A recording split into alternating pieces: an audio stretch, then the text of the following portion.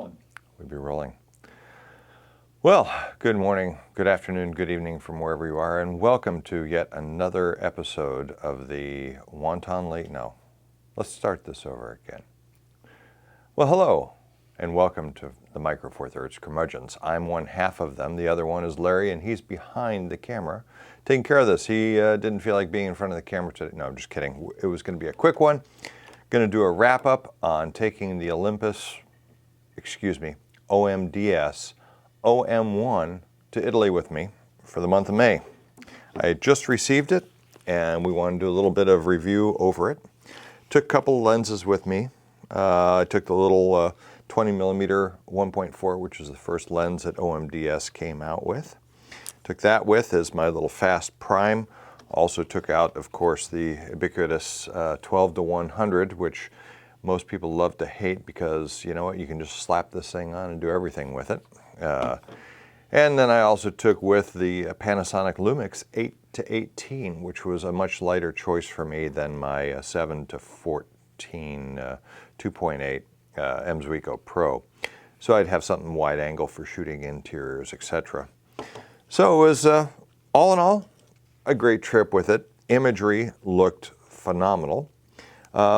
I'm getting to grips with the camera. The viewfinder, again, is really nice. It never let me down. It worked out well. We traveled both out on the Adriatic coast. We were up in the mountains traveling around, and it actually handled very well.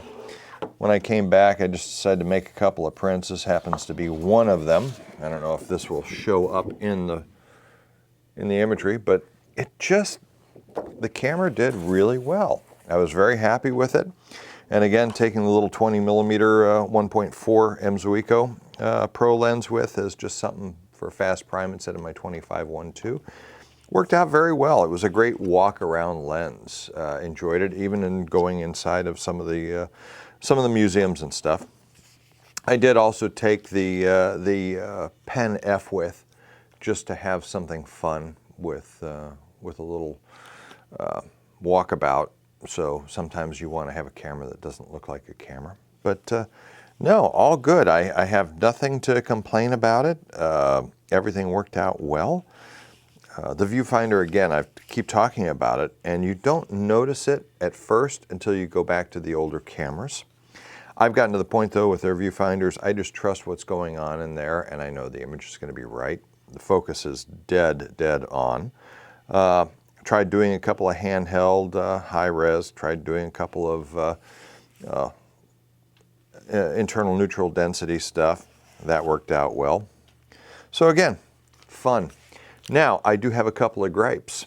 One, it took forever to get the batteries. And of course, we know the batteries.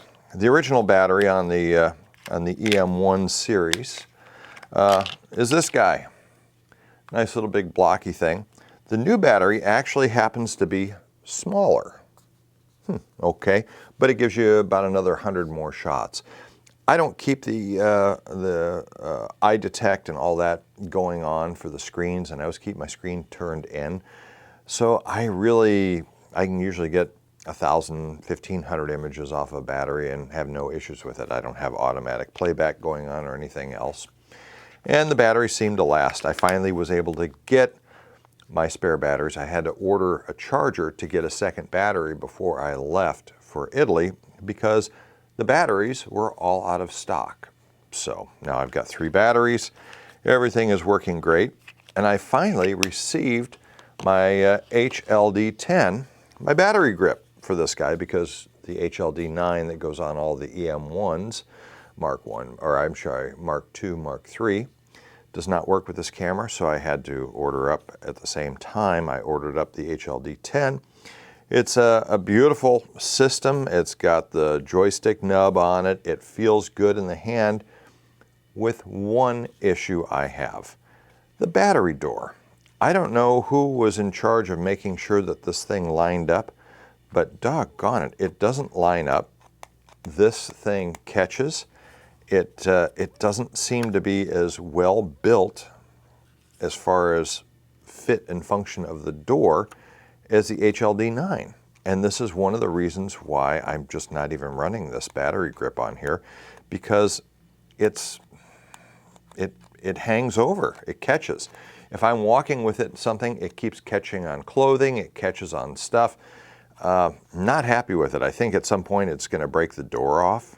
I don't know how well it does for weather sealing. I haven't tried it outdoors. All my other Olympus stuff I've taken out in rainstorms and out in wind and sand and everything else and had no problems. But that is my one downfall with this guy, and I don't think I'm going to really use it much. I do have my pair of EM1Xs most of the time when I need a vertical grip, so we'll see what happens with that. So getting back to this guy, still love the way it feels, love the way it handles. Again, no issues with it. It did take me longer than I thought to get used to the menu system. I was one of the first people that complained about the menu system, or I shouldn't say one of the first people. I was somebody who complained about the menu system in the EM1.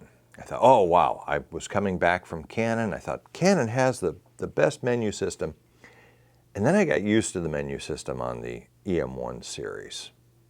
And actually got to the point where I can find anything I need immediately. Didn't have any issues with it. I could hop back and forth between things easy. Now, they've gone ahead and done exactly what I wanted and adding a menu system that looked a lot more like the Canon. And it's brilliant, except for, yeah, be careful what you ask for, because you may not like what you get. I'm not as big of a fan with this. I'm also not as big of a fan as the new Super Control panel on the back. I like the older one. I found it easier to get to. There were things that I could get to faster on the old camera. I guess it's just a matter of I need to take the time to learn how to use this one better. Time will tell. So, in other news, speaking of the Pen F that I took with, I decided to go ahead and take advantage of a sale that 7 Artisans had on their 50mm 0.95 lens. All metal construction, no contacts in it, all manual focus. This thing is absolutely gorgeous. It feels as nice as any film lens ever did. One thing, a word of caution, f.95 is razor thin as far as the depth of field, even on micro 4/3. You can get the eyelashes sharp, but sometimes a little bit further back on the eye won't even be sharp. So something, word of caution on this and shooting at 0.95. I think it happens to look really beautiful on this. Again, because no electronic contacts or anything else, I am not getting anything in my Olympus bodies which are like focus zebras or magnification or anything else. So I have to just kind of rock back and forth. But again, absolutely love it, and it weighs probably as much, if not more, than the actual camera body. But it feels really solid. So, that's part 2. Last but not least, a lot of people have been messaging us, and I apologize, we have been actually doing real work, paid work, yay, about our Bronica Hasselblad comparison. And part of the reason why we haven't finished it is the Hasselblad that we had on loan was having some seriously major problems. We wound up giving it back because it was not functioning well enough that I felt was a fair comparison. With that being said, we do have, and it may even show up later today or tomorrow, a 500 cm to come in, and Larry and I will be going back out with the 500 cm as well as the SQ-B, 80mm lenses, 120 backs, identical film. And we're going to continue on our last part of this to showcase the differences and the similarities and how well they perform. So stay tuned on that. I hope we'll be able to get that done sometime by August. Obviously, we've got to get stuff in, we've got to get it tested in, we've got to go take the time to go out and shoot, and then process the film and scan it in. So that'll be going on next. Anyway, it's always a pleasure to have you here joining us. Thank you again. Oh, and one little side note, I think since we've done one of these channels, or one of these videos, I was and no longer am an Olympus educator for North America. They have gone a different route with their photography and their pros, so to speak. I still use the gear, still love the gear, still works well for me, but they are looking for more for bloggers, adventurers, birders, macro, etc., etc. And I'm a commercial photographer. I do this for a living. I do anything for advertising, marketing, and public relations. I do motorsports. I do portraits, you know, products, all that stuff. And I'm still finding it to be, right now, the best thing for me to use. So when people ask me, you know, what about this OMDS thing? And what do you think is going to happen? Blah, blah, blah. You know what? The gear works. I don't care. It's fun. So anyway, we'll be moving forward. The next time you see us, we'll have both Larry and I on camera again. We'll be hopefully talking about the Bronica and Hasselblad. We may even be talking about the new Panasonic GH6. We'll see about that. The one thing is the GH5s, the GH5S, even the GH4s that Larry has all work brilliantly. So we'll see if we add something like that and see how that tests out. Well, in the meantime, I hope you all have a wonderful, wonderful summer. Enjoy, take lots of pictures, and we'll see you in the next time. Thanks for watching.